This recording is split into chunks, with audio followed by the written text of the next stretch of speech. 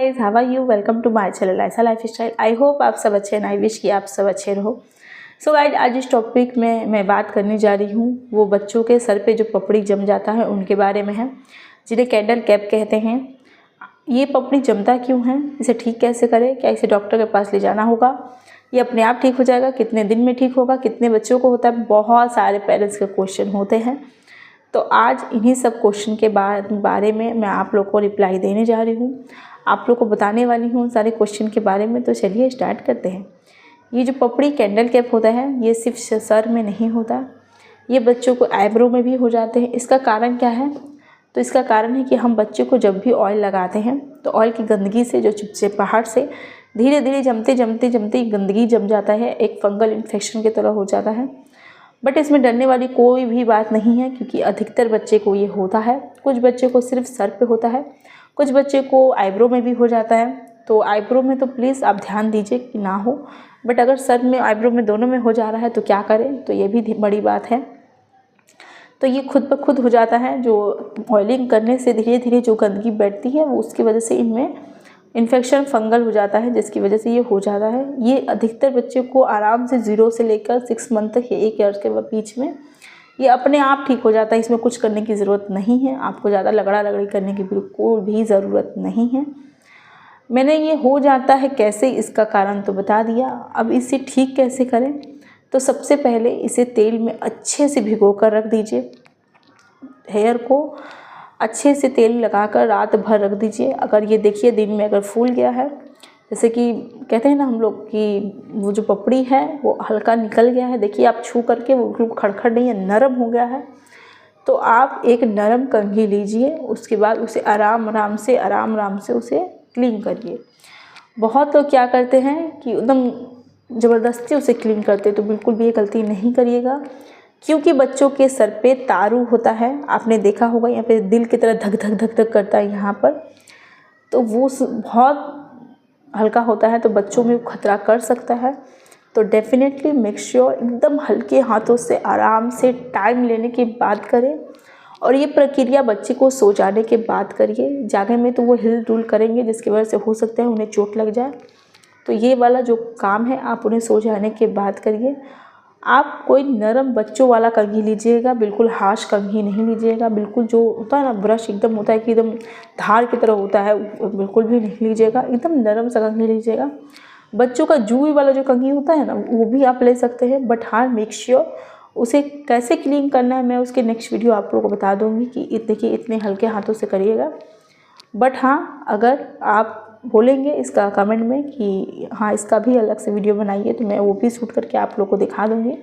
फिलहाल जिस बारे में बात कर रहे हैं कि आप नरम कंघी लीजिएगा। बच्चों वाला कंघी अलग से होता है, छोटू सा कंघी अलग से होता है, और जुई वाला कंघी भी आप ले सकते हैं। बच्चों का हेयर को आप पकड़िएगा, धीरे धीरे धीरे धीरे बिल्कुल क्लीन करिएगा। मेक श्योर करिएगा कि तारू जो होता है ना, बच्चों का यहाँ पे तारू होता है, उसमें बिल्कुल भी चोट नहीं लगना चाहिए। मैं 10 बार बोल रही हूँ, बच्चों को वहाँ पे ज़रा सा भी चोट नहीं लगना चाहिए। आराम से बिल्कुल करिएगा, जितना हो रहा है उतना ही करिएगा। एक दिन में बिल्कुल निकलने वाला वो नहीं है, तो एक दिन में बिल्कुल कोशिश नहीं करिएगा कि दिन भर निकालते रहे, वो कोशिश बिल्कुल भी मत करिएगा। बच्चे को लगे नहीं लगे, हो सकता है कि उसकी वजह से वो दिन भर रोता रहे, हो सकता है कि उनको जगह वो लाल हो जाए दिन भर। आप अगर एक ही दिन में उसे निकालने की कोशिश करेंगे तो उसे बहुत तकलीफ़ होगा।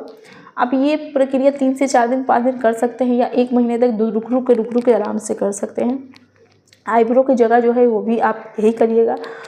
पहले आप ऑयलिंग कर दीजिएगा। अगर ऑयलिंग नहीं हो रहा है कि बच्चों के आँख में तेल चला जाएगा तो उन्हें ख़राब हो सकता है, तो बच्चों के आँखों में जिस सोप से आप नहला रहे हैं वो सोप से बच्चों के जो स्किन में लगा रहे हैं उसे अच्छे से धो लीजिएगा। उसके बाद उसे पोंछ करके भी भीगा में ही आपको उसे यहाँ से भी निकालना होगा।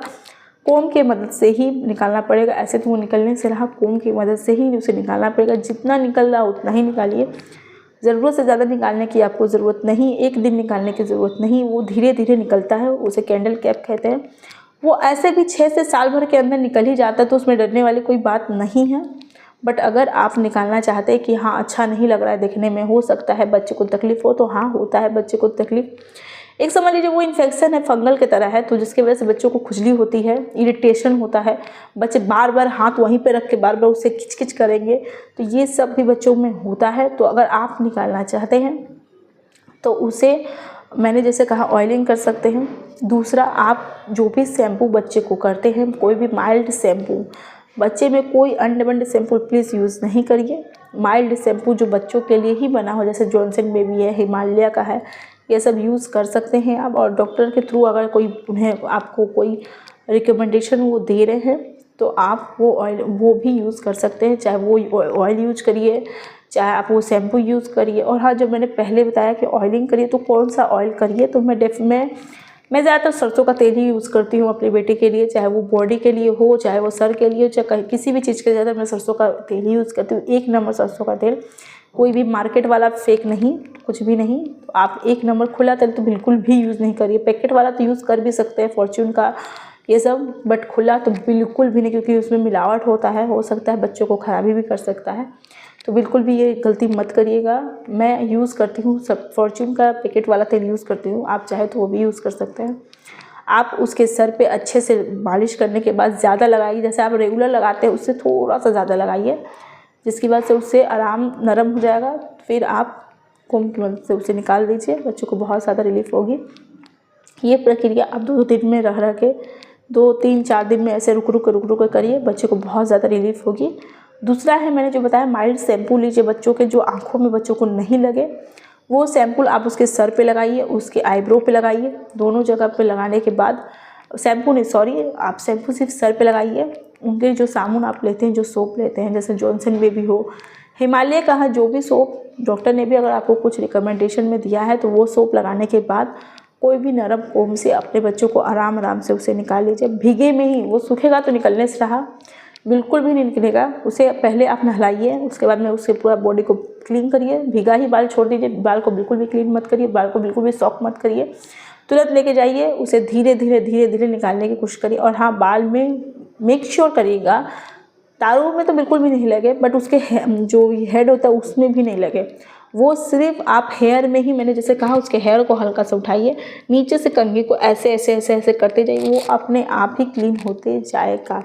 अगर आपको समझ में नहीं आ रहा है तो मुझे कमेंट बॉक्स में बोलिएगा, मैं इसका भी एक नेक्स्ट वीडियो बना दूंगी कि कैसे बच्चों का जो कैंडल कैप होता है, जो पपड़ी होता है, वो कैसे निकलता है। मेरी बेटी का भी हो गया था, मैंने भी निकाला था, मेरे मम्मी ने निकाला था, मैंने नहीं निकाला, तो मुझे इससे बहुत डर लगता है।